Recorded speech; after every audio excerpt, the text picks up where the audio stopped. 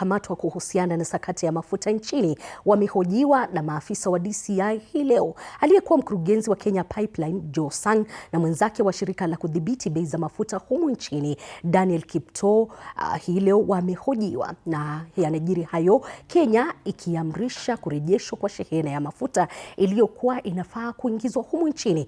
Waziri wa Kawi Opiyo Wandayi anasema kuwa ingesababisha bei ya mafuta kupanda kwa zaidi ya shilingi 14, na hata hivyo baadhi ya vituo vya mafuta humu nchini vimeshuhudia uhaba wa mafuta. Katika baadhi ya vituo hivyo kumekuwa na foleni ndefu zaidi ya inavyoshuhudiwa kila siku.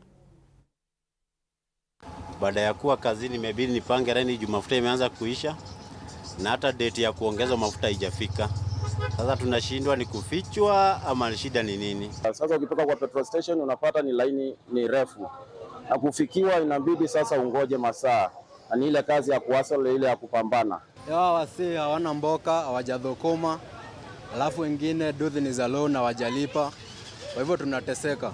Tunaomba tu mtu angalilie mafuta